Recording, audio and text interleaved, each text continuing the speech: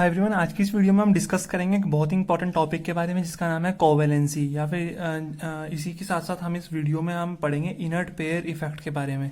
और इसी वीडियो में हम जानेंगे कि स्टेरिक हिंड्रेंस क्या होती है। जैसे हम बोलते हैं कि कोई मॉलिक्यूल एग्जिस्ट नहीं करता ड्यू टू स्टेरिक हिंड्रेंस, तो क्या होती है स्टेरिक हिंड्रेंस, इन सब चीज़ों के बारे में बात करेंगे। तो चलिए शुरू करते हैं कोवेलेंसी से। कोवेलेंसी का मतलब क्या होता है?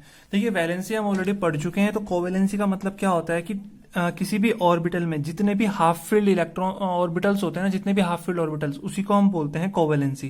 जैसे अगर हम कोई एलिमेंट लिखते हैं, जैसे हमने एलिमेंट लिखा नाइट्रोजन, तो नाइट्रोजन में जितने भी हाफ फील्ड ऑर्बिटल्स होंगे वही कहलाती है उसकी कोवेलेंसी।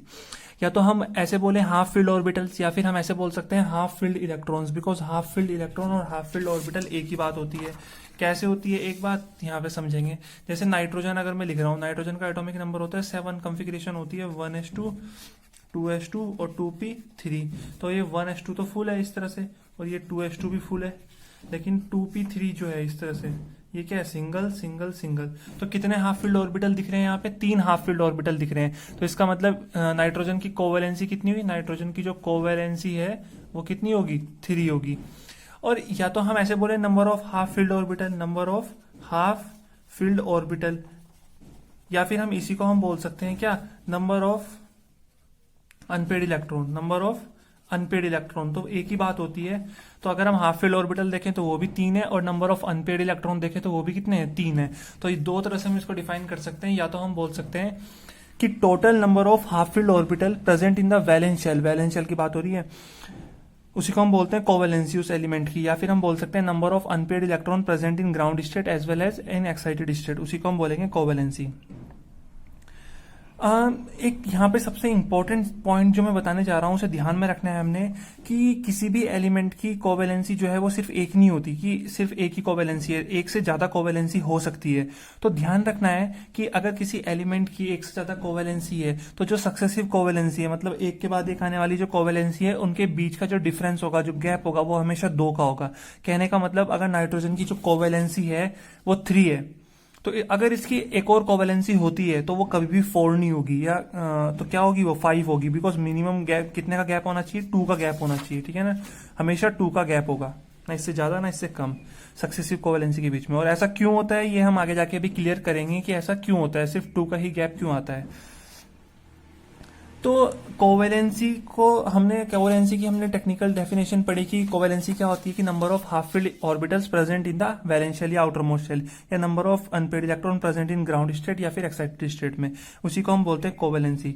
अब कोवेलेंसी को मैं यहाँ पे एक और वर्ड दे रहा हूँ कि कोवेलेंसी जो होती है वो कंबाइनिंग कैपेसिटी होती है। Covalency is combining capacity, covalency is combining capacity of an atom या ऑफ एन एलिमेंट। कहने का मतलब अगर नाइट्रोजन की कोवेलेंसी 3 है, नाइट्रोजन की कोवेलेंसी कितनी है? 3। तो इसका मतलब ये है कि नाइट्रोजन जो है वो 3 के साथ कंबाइन हो सकता है। मतलब जैसे नाइट्रोजन 3 Cl के साथ कंबाइन हो सकता है, इस तरह से हम बात कर रहे हैं, ठीक है। लेकिन नाइट्रोजन कभी भी 4 Cl के साथ कंबाइन नहीं हो सकता, बिकॉज इसकी कोवेलेंसी कितनी है? 3। तो जितनी कोवेलेंसी होगी उतनी ही कंबाइनिंग कैपेसिटी होगी, वो उतने ही दूसरे एलिमेंट के साथ कंबाइन कर सकता है। क्लियर हुआ? तो अब हम इनके बारे में डिटेल में बात करते हैं। चलिए देखिए, अब हम नाइट्रोजन की से स्टार्ट करते हैं। जैसे एग्जांपल हम लेते हैं नाइट्रोजन, हमने क्या लिया एग्जांपल में, क्या ले रखा है? नाइट्रोजन। सबसे पहले हम नाइट्रोजन की कॉन्फ़िगरेशन लिखेंगे। नाइट्रोजन की कॉन्फ़िगरेशन होती है 1s2 2s2 और 2p3। तो जब हम इसको ड्रॉ करेंगे नाइट्रोजन की कॉन्फ़िगरेशन को ग्राउंड स्टेट में, तो ग्राउंड स्टेट में हम इसको ड्रॉ करेंगे, ये 1s2 हो गया हमारे पास। 1s2 जो है वो लोअर ऑर्बिट है, तो इसे हम ड्रॉ करें ना करें कोई फर्क नहीं पड़ता, उससे हमें कोई लेना देना नहीं। हमें वैलेंस शेल को देखना है। वैलेंस शेल कौन सी है? ये वाली, ये 2 दिख रहा है ना यहाँ पे, सेकंड ऑर्बिट, तो इसे लेना है हमने। तो हमने 2s को लिया और हमने यहाँ पे 2p को लिया इस तरह से। तो 2s में 2 इलेक्ट्रॉन है इस तरह से, और p में 3 है, तो 1 2 3 पहले सिंगली ऑक्यूपाई होंगे। अब है क्या, ये ग्राउंड स्टेट है यहाँ पे। तो यहाँ पे नंबर ऑफ अनपेड इलेक्ट्रॉन कितने हैं? यहाँ पे हमारे पास नंबर ऑफ अनपेड इलेक्ट्रॉन कितने हैं? यहाँ पे 3 है। तो इसका मतलब नाइट्रोजन की कोवेलेंसी कितनी हुई? नाइट्रोजन की कोवेलेंसी हुई 3। अब देखिए यहाँ पे मैं क्या बोल रहा हूं कि अगर हम इसे एनर्जी प्रोवाइड करते हैं और इसे एक्साइटेड स्टेट में भेजते हैं, तो एक्साइटेड स्टेट में क्या होता है कि जो ये इलेक्ट्रॉन है, ये तो डब सिंगल ही है। तो जो ये इलेक्ट्रॉन है ये 2s 2p, लेकिन 2p के बाद क्या आता है, 2d आता है। ये 5 सेल 1 2 3 4, ये 5 सेल आ गई हमारे पास। तो यहाँ पे जो ये इलेक्ट्रॉन होता है डबल वाला, ये यहाँ पे मूव करता है और सिंगली एग्जिस्ट हो जाता है। तो अगर ये इलेक्ट्रॉन एक्साइटेड स्टेट में जाने के बाद ये 2d में आ जाता है, तो टोटल अनपेड इलेक्ट्रॉन कितने बचे, 1 2 3 4 5। तो कोवेलेंसी कितनी हो जाएगी, 5। लेकिन ऐसा होगा नहीं, बिकॉज नाइट्रोजन के केस में ये सेकंड सेल है ना, सेकंड में 2p एग्जिस्ट 2s एग्जिस्ट करता है, 2p एग्जिस्ट करता है, लेकिन 2d एग्जिस्ट नहीं करता है। तो इस केस में ये होगा नहीं। तो नाइट्रोजन की सिर्फ एक ही कोवेलेंसी है जो कि है 3। क्लियर हुआ। लेकिन अगर हम फॉस्फोरस की बात करें, फॉस्फोरस की अगर हम बात करते हैं, तो फॉस्फोरस की कॉन्फ़िगरेशन होती है 1s2 2s2 2p6 3s2 और 3p3, 15 होता है ना इसका एटॉमिक नंबर। तो ग्राउंड स्टेट में अगर हम बनाए तो यहाँ पे थर्ड ऑर्बिट आ गई, तो हम सेकंड को नहीं बनाएंगे, सिर्फ थर्ड को बनाएंगे। तो थर्ड को हमने बनाया ये 3s इस तरह, और 3p को हमने इस तरह ड्रॉ किया। तो 1 2 और ये 3, ये 3s है और ये 3p है, 3p3 3s2। तो यहाँ पे अनपेड इलेक्ट्रॉन कितने दिख रहे हैं हमें, 3। तो यहाँ पे नंबर ऑफ अनपेड इलेक्ट्रॉन कितने हैं, नंबर ऑफ अनपेड इलेक्ट्रॉन 3। तो यहाँ पे इसकी कोवेलेंसी कितनी होगी, फॉस्फोरस की 3 होगी। लेकिन जब 3 थर्ड शेल के केस में 3s एग्जिस्ट करता है, 3p एग्जिस्ट करता है और साथ ही साथ 3d भी एग्जिस्ट करता है। तो यहाँ पे जब हमारे पास d ऑर्बिटल अवेलेबल है, तो यहाँ पे क्या होता है कि जब इसे एक्साइटेड स्टेट में लेके जाते हैं, जब इसे कहाँ लेके जाएंगे, एक्साइटेड स्टेट में लेके जाएंगे, तो यहाँ पे 3d जो है वो एग्जिस्ट कर रही है। तो ये जो इलेक्ट्रॉन है यहाँ पे, ये वाला जो इलेक्ट्रॉन है, ये एक्साइटेड स्टेट, जैसे इसे एनर्जी मिलेगी ये जंप कर जाएगा एकदम कहाँ पे, 3D में। ये सब चाहते हैं कि एक पूरे घर में हम अकेले रहें, तो ये क्या होगा, ये यहाँ पे जंप कर जाएगा। और जब ये यहाँ पे जंप करेगा तो कुछ इस तरह का सीन हो जाएगा, यहाँ पे सिंगल सिंगल सिंगल, और ये हो जाएगा ये। तो अब total number of unpaired electron कितने हैं हमारे पास, 1 2 3 4 5। तो यहाँ पे नंबर ऑफ अनपेड इलेक्ट्रॉन कितने हैं हमारे पास, नंबर ऑफ अनपेड इलेक्ट्रॉन कितने आ गए, 5। तो यहाँ पे कोवेलेंसी कितनी होगी नाइट्रोजन की, कोवेलेंसी आ गई हमारे पास 5। तो इसका मतलब यह है कि जो नाइट्रोजन है उसकी कोवेलेंसी कितनी है, नाइट्रोजन की कोवेलेंसी हमारे पास 3। और लेकिन जो फॉस्फोरस है, फॉस्फोरस की कोवेलेंसी 3 भी होती है और 5 भी होती है। तो ये हमें ध्यान में रखना है। तो इस तरह से हम कोवेलेंसी निकालते हैं। क्लियर हुआ। अगर हम कोई और हायर एलिमेंट पे जाते हैं तो हायर एलिमेंट की कोवेलेंसी और होगी, लेकिन हमेशा ध्यान रखना है जो सक्सेसिव कोवेलेंसी होती है उनके बीच में गैप कितने का होगा, 2 का। बिकॉज जब एक इलेक्ट्रॉन एक ऑर्बिट से जंप करेगा दूसरी ऑर्बिट पे, तो 2 अनपेड इलेक्ट्रॉन हमें मिलेंगे। एक तो वो जहां पे था वहां पे भी अनपेड मिल जाएगा, और एक जहां वो जाएगा वहां पे भी एक और अनपेड मिल जाएगा। तो हमेशा 2 अनपेड इलेक्ट्रॉन बढ़ेंगे हमारे पास। इस तरह से जो है हम कोवेलेंसी निकालते हैं। कोवेलेंसी को हमने कहा कंबाइनिंग कैपेसिटी होती है। इसका मतलब नाइट्रोजन जो है वो 3 के साथ कंबाइन कर सकता है। क्लियर हुआ। अब ऐसे ही क्या होगा कि हम हायर एलिमेंट की भी कोवेलेंसी निकाल सकते हैं, जैसे जेनोन हो गया। अगर जेनोन की हम कोवेलेंसी निकालें तो जेनोन की कोवेलेंसी कितनी आएगी, 2 भी आती है, 4 भी आती है, 6 भी आती है, 8 भी आती है और 0 भी होती है जेनोन की कोवेलेंसी। तो जैसे एक और एग्जांपल हम देख लेते हैं, थोड़ा और बेटर क्लियर हो जाएगा। एक और एग्जांपल हम लेते हैं सल्फर का। ठीक है, हमने किसका एग्जांपल लिया, सल्फर का। तो सल्फर की जब हम बात करते हैं तो सल्फर का एटॉमिक नंबर होता है 16।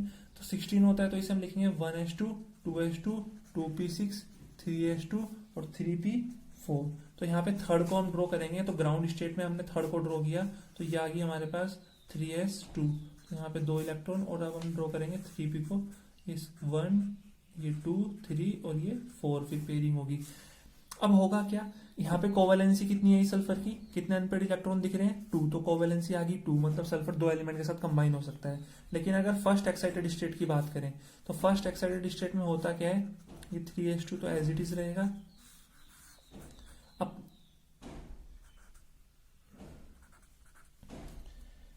थर्ड वाले के केस में क्या होता है कि ये एग्जिस्ट करता है, डी ऑर्बिटल एग्जिस्ट करती है, तो 1 2 3 4, तो ये 3d एग्जिस्ट करेगी यहाँ पे।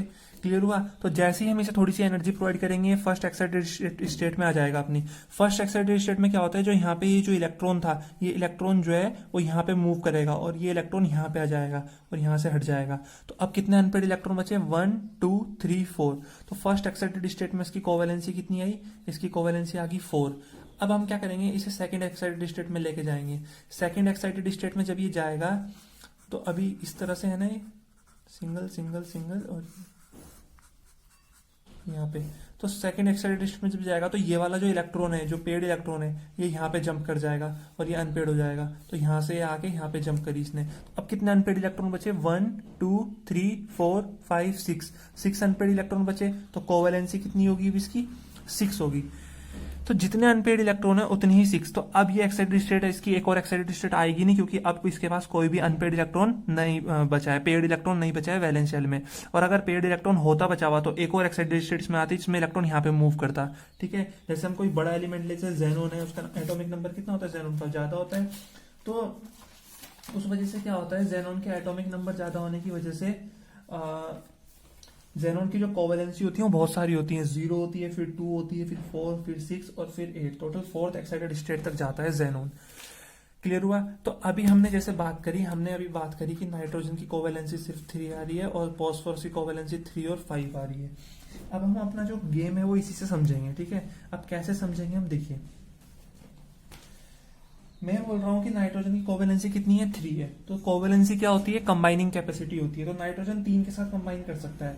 इसका मतलब हमारे पास जो NF3 कंपाउंड है ये एग्जिस्ट करेगा, क्योंकि नाइट्रोजन 3 के साथ कंबाइन कर सकता है, तो NF3 एग्जिस्ट कर रहा है। ठीक है, हम अगर मैं बोलूं कि नाइट्रोजन जो है NBr3 ये एग्जिस्ट करेगा, तो NBr3 भी एग्जिस्ट करेगा, क्योंकि नाइट्रोजन की कंबाइनिंग कैपेसिटी कितनी है? 3, तो एग्जिस्ट करेगा। अगर मैं बोलूं कि NCl3 एग्जिस्ट करेगा, तो हम बोलेंगे बिल्कुल करेगा, ये कंपाउंड एग्जिस्ट करेगा। क्यों? नाइट्रोजन की कंबाइनिंग कैपेसिटी कितनी है? 3 है, तो 3 के साथ कंबाइन हो रहा है। लेकिन अगर मैं कहीं लिखता हूं कि NCl5 एग्जिस्ट करेगा या नहीं करेगा, तो हम बोलेंगे NCl5 एग्जिस्ट नहीं करेगा। तो क्यों नहीं करेगा? तो ड्यू टू, आंसर क्या होगा हमारा? ड्यू टू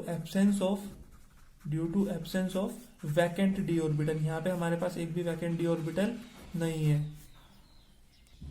तो ये हमने बात की थी नाइट्रोजन के बारे में। अब हम बात करते हैं फॉस्फोरस के बारे में। अगर फॉस्फोरस की बात करें तो फॉस्फोरस की कोवेलेंसी होती है 3 और 5। ठीक है, आप ध्यान समझ रहे हैं। तो फॉस्फोरस 3 के साथ भी कंबाइन हो सकता है और 5 के साथ भी। तो अगर मैं कहीं पे लिख रहा हूं कि PH3 एग्जिस्ट करेगा या नहीं करेगा, तो हम बोलेंगे बिल्कुल करेगा। कोवेलेंसी कितनी होती है? 3, तो 3 के साथ कंबाइन करेगा। अच्छा, अगर मैं कहीं बोलूं PCl3 एग्जिस्ट करेगा, तो हम बोलेंगे बिल्कुल करेगा। अगर मैं बोल रहा हूं कि PCl5 एग्जिस्ट करेगा, तो PCl5 भी एग्जिस्ट करेगा। क्यों? क्योंकि 5 इसकी कोवेलेंसी है, तो PCl5 भी एग्जिस्ट करेगा। लेकिन अगर मैं बोल रहा हूं PCl4 एग्जिस्ट करेगा, तो हम बोलेंगे PCl4 एग्जिस्ट नहीं करेगा। क्यों?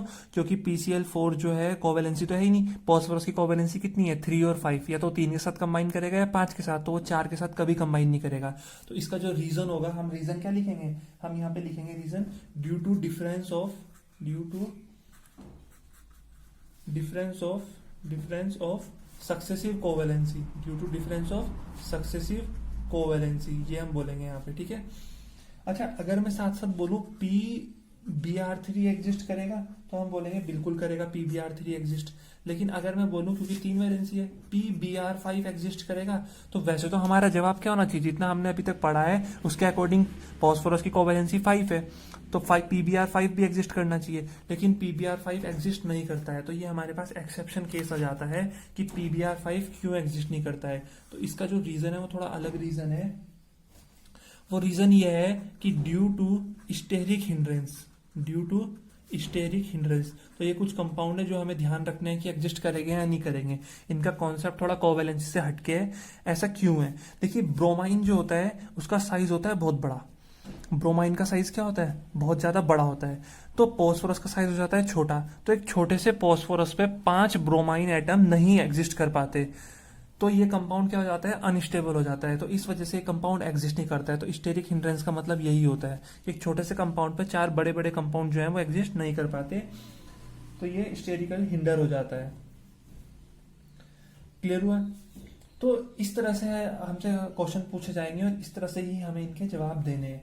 जैसे अगर मैं यहाँ पे बोलूं कि, अब मैं एग्जांपल से समझाता हूं। जैसे हमारे पास क्या है? SB है, इसकी कोवेलेंसी होती है 3 और 5। क्या होती है कोवेलेंसी? 3 और 5। तो अगर मैं बोलूं SbCl3 एग्जिस्ट करेगा, तो हम बोलेंगे बिल्कुल करेगा। SbCl5 एग्जिस्ट करेगा, तो करेगा। लेकिन अगर मैं बिस्मथ की बात करूं, बिस्मथ की कोवेलेंसी भी 3 और 5 होती है। तो अगर मैं बोलूँ BiCl3 एग्जिस्ट करेगा तो हम बोलेंगे बिल्कुल करेगा। लेकिन अगर मैं बोल रहा हूँ BiCl5 एग्जिस्ट करेगा, तो देखो करना तो चाहिए ना BiCl5 को टेक्निकली एग्जिस्ट, लेकिन BiCl5 जो है वो एग्जिस्ट नहीं करता है। ठीक है, BiCl5 एग्जिस्ट नहीं करता है। इसका कारण क्या है? तो इसका कारण है due to inert pair effect. बहुत इंपॉर्टेंट टॉपिक है इनर्ट पेयर इफेक्ट। स्कूल में एग्जाम में बहुत ज्यादा पूछा जाता है और बोर्ड में भी पूछा जा सकता है 12th में कि इनर्ट पेयर इफेक्ट क्या होता है। तो अब यहां से हमारे पास एक नया टॉपिक आया है कि इनर्ट पेयर इफेक्ट क्या होता है। देखिए, तीन चीज हमें समझनी थी। एक हमने कोवेलेंसी का कॉन्सेप्ट समझना था, एक हमें स्टेरिक हिंड्रेंस का कॉन्सेप्ट समझना था, और एक हमें इनर्ट पेयर इफेक्ट का कॉन्सेप्ट समझना था। तो इससे जब ये तीनों हमें समझ में आ जाएंगे तो हम बता सकते हैं कि कौन सा एलिमेंट एग्जिस्ट करेगा और कौन सा नहीं करेगा। तो देखिए, इनर्ट पेयर इफेक्ट क्या होता है। इनर्ट पेयर इफेक्ट को जानने से पहले हम जानेंगे इनर्टनेस का मतलब क्या होता है। ये जो इनर्ट वर्ड है, ये जो इनर्ट वर्ड है, इनर्टनेस या इनर्ट या इनर्टनेस शब्द, इसका मतलब क्या है? इनर्टनेस, इसका मतलब क्या है, इसका मीनिंग क्या है? तो इसके मीनिंग जैसी हमें समझ में आएगा, हमें अपना आप इफेक्ट समझ में आ जाएगा। तो इनर्टनेस का मतलब क्या होता है? इनर्टनेस का मतलब होता है having no power of action. Having no power of action मतलब वो कोई काम नहीं कर सकता। अगर हम बोले कि हम इनर्ट हो गए तो इसका मतलब क्या है? हम पे अब कोई जान ही नहीं बची कुछ काम करने की। जैसे अगर हम बात करें किसी 80 साल के किसी आदमी की, तो वो क्या है, एक तरह से इनर्ट है, क्योंकि उसके पास कोई पावर नहीं है एक्शन करने की। वो बिल्कुल स्टेबल है, वो बैठा रहेगा एक जगह। तो वो क्या है, इनर्ट है, वो इनर्टनेस शो कर रहा है। या इसी को हम बोल सकते हैं incapable of moving. Incapable of moving या इनकैपेबल ऑफ डूइंग समथिंग या इनकैपेबल ऑफ एक्शन। एक्शन करने की जो इनकैपेबिलिटी होती है उसी को बोलते हैं इनर्टनेस। ठीक है, अब ये इनर्ट पेयर इफेक्ट होता क्या है, अब इसी के बारे में डिटेल में समझते हैं। ठीक है, देखिए, सबसे पहला पॉइंट इनर्ट पेयर इफेक्ट के बारे में ये है कि ये सिर्फ और सिर्फ पी ब्लॉक एलिमेंट में देखने को मिलता है। किसमें मिलता है? पी ब्लॉक एलिमेंट में। 4 ब्लॉक होते हैं ना, एस ब्लॉक, इधर पी ब्लॉक, बीच में डी और लास्ट में एफ ब्लॉक। तो ये सिर्फ पी ब्लॉक के एलिमेंट्स में देखने के लिए मिलता है। ठीक है, और अभी हम ये भी बात करेंगे कौन से ग्रुप में मिलता है देखने के लिए पी ब्लॉक में। तो अगर हम बात करें इनर्ट पेयर इफेक्ट की, तो अगर हम इसकी डेफिनेशन की बात करें तो हम बोल सकते हैं कि नेग्लिजेंस ऑफ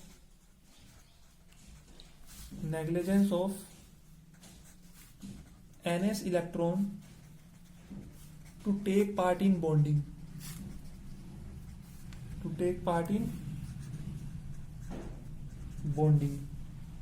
उसी को बोलते हैं इनर्ट पेयर इफेक्ट। होता क्या है कि जो ns इलेक्ट्रॉन होता है वो बॉन्डिंग में पार्ट लेने से मना कर देता है, साफ मना कर देता है, इनर्टनेस शो कर देता है। तो उसी के इनर्ट बिहेवियर को हम बोलते हैं इनर्ट पेयर इफेक्ट। अब देखिए, होता क्या है, जनरली जो एलिमेंट्स होते हैं वो अपनी हायर ऑक्सीडेशन स्टेट में स्टेबल होते हैं। ये तो हम लोग जानते हैं कि जो एलिमेंट्स होते हैं वो अपनी हायर ऑक्सीडेशन स्टेट में जो होते हैं वो ज्यादा स्टेबल होते हैं। लेकिन जब हम पी ब्लॉक की बात करें, पी ब्लॉक में जो हायर ऑक्सीडेशन स्टेट है वो डिस्टेबलाइज हो जाती है। पी ब्लॉक में जो हायर ऑक्सीडेशन स्टेट होती है वो डिस्टेबलाइज हो जाती है किन्हीं कारण से। देखिए, मैं क्या बोल रहा हूँ, मैं बोल रहा हूँ कि जो एलिमेंट्स होते हैं वो अपनी हायर ऑक्सीडेशन स्टेट में ज्यादा स्टेबल होते हैं। जनरली सारे एलिमेंट्स, जैसे हम लोग हैं, जिसके पास जितना ज्यादा पैसा होता है वो उतना ज्यादा स्टेबल होता है, जो जितना ज्यादा खुश होता है वो उतना ज्यादा स्टेबल होता है। ऐसे एलिमेंट्स की टेंडेंसी होती है कि जिसकी जितनी ज्यादा ऑक्सीडेशन स्टेट है वो उतना ज्यादा स्टेबल होगा। बट जब हम पी ब्लॉक में नीचे की तरफ आते हैं, पी ब्लॉक में हम नीचे की तरफ मूव करते हैं, तो जो हायर ऑक्सीडेशन स्टेट होती है वो डिस्टेबलाइज हो जाती है, मतलब वो स्टेबल नहीं होती। और जो लास्ट मेंबर होते हैं 13, 14, 15 ग्रुप के, जो 13th, 14th, 15th ग्रुप होता है पी ब्लॉक का, उसके जो लास्ट मेंबर्स होते हैं, ये बिस्मथ वगैरह, ये क्या करते हैं, ये अपनी लोअर ऑक्सीडेशन स्टेट में ज्यादा स्टेबल होना शुरू हो जाते हैं। ये अपनी लोअर ऑक्सीडेशन स्टेट में ज्यादा स्टेबल होना शुरू हो जाते हैं इनर्टनेस की वजह से। ये जो 6s इलेक्ट्रॉन है, 6s का जो इलेक्ट्रॉन है, ये क्या करता है, ये इनर्टनेस शो करता है, ये बॉन्डिंग में पार्ट लेने से मना कर देता है। तो इसी की वजह से क्या होता है कि जो एलिमेंट्स होते हैं 13, 14, 15 ग्रुप के लास्ट के एलिमेंट्स, वो अपनी हायर ऑक्सीडेशन स्टेट में स्टेबल ना होके अपनी लोअर ऑक्सीडेशन स्टेट में ही स्टेबल हो जाते हैं। तो यही है इनर्ट पेयर इफेक्ट। ये कहाँ कहाँ देखने के लिए मिलता है, किन में देखने के लिए मिलता है, ये हमने बात कर ली। और क्यों देखने के लिए मिलता है, क्योंकि जो 6s इलेक्ट्रॉन होता है इन लास्ट के 13, 14, 15 ग्रुप के लास्ट के एलिमेंट में जो 6s के इलेक्ट्रॉन होते हैं वो बॉन्डिंग में पार्ट लेने से मना कर देते हैं, इनर्टनेस शो कर देते हैं, और इसी इफेक्ट को बोलते हैं हम इनर्ट पेयर इफेक्ट। तो the phenomena of inertness of 6s electron towards bonding, ये ns बोलो या 6s भी बोल सकते हैं हम, 6s electron towards bonding is called inert pair effect. ठीक है, हम इसको इस तरह भी लिख सकते हैं कि phenomena of the inertness of 6s electron towards bonding, उसी को हम क्या बोलते हैं, इनर्ट पेयर इफेक्ट।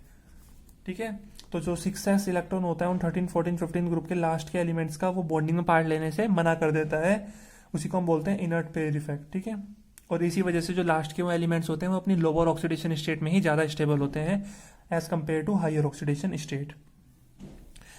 तो इसी वजह से जो है BiCl3 ये BiCl5 जो है वो एग्जिस्ट नहीं करता है, क्योंकि इसकी हायर ऑक्सीडेशन स्टेट है +5 की, लेकिन Bi3 जो है वो अपनी लोअर ऑक्सीडेशन स्टेट में ही स्टेबल होता है +3 की। तो ये अनस्टेबल स्टेट है इसकी BiCl5, तो इसलिए BiCl5 जो है वो एग्जिस्ट नहीं करता। तो अगर कहीं एग्जाम में क्वेश्चन पूछा जाता है कि BiCl3 एग्जिस्ट करता है, BiCl5 एग्जिस्ट नहीं करता, तो क्यों नहीं करता? Due to inert pair effect. तो इस वीडियो में हमने देखा कि कुछ कंपाउंड एग्जिस्ट नहीं करते, उनके पीछे क्या कारण होता है। तो कारण हमारे पास ले देखिए कितने हैं, 4 हैं। एक तो हमारे पास है कोवेलेंसी, हमें चेक करना है कि कोवेलेंसी अगर उसकी 3 और 5 है तो वो 3 और 5 में ही एग्जिस्ट करेगा। दूसरा कारण है सक्सेसिव कोवेलेंसी, कि जैसे अगर PCl3 एग्जिस्ट कर रहा है, PCl5 एग्जिस्ट कर रहा है, तो PCl4 क्यों नहीं एग्जिस्ट कर रहा है? तो सक्सेसिव कोवेलेंसी की वजह से, सक्सेसिव कोवेलेंसी एक ही चीज होगी दोनों। थर्ड हमारा टॉपिक हो सकता है थर्ड हमारा क्या हो सकता है, स्टेरिक हिंड्रेंस। ये भी देख लेना है कि अगर कोई एग्जिस्ट नहीं कर रहा है उसका कारण कहीं स्टेरिक हिंड्रेंस तो नहीं है, मतलब जो साइड एटम है उनका साइज कुछ ज्यादा बड़ा तो नहीं है, तो स्टेरिक हिंड्रेंस चेक कर लेनी है। और लास्ट में हमें एक बार अगर एग्जिस्ट नहीं कर रहा है, सब चीज सही है लेकिन तभी भी एग्जिस्ट नहीं कर रहा है, तो हमें देख लेना है कहीं इनर्ट पेयर इफेक्ट तो नहीं है, मतलब कहीं वो सेंट्रल एलिमेंट जो है वो 13, 14, 15 ग्रुप का लास्ट एलिमेंट तो नहीं है। अगर ऐसा होगा तो वो अपनी लोअर ऑक्सीडेशन स्टेट में ही स्टेबल होगा, मतलब वो कम, उसकी कोवेलेंसी कम होगी, BiCl3 BiCl5 नहीं होगी। ठीक है, तो इस तरह से हमें ध्यान रखना है। तो आई होप आपको ये कॉन्सेप्ट समझ में आ गया होगा, कोवेलेंसी क्या होती है, सक्सेसिव कोवेलेंसी क्या होती है, स्टेरिक हिंड्रेंस क्या होती है और इनर्ट पेयर इफेक्ट क्या होता है। वीडियो अगर अच्छी लगी तो प्लीज लाइक करें, वीडियो को शेयर करें अपने फ्रेंड सर्कल में, और चैनल अगर अभी तक सब्सक्राइब नहीं किया है तो प्लीज चैनल को सब्सक्राइब कर लें।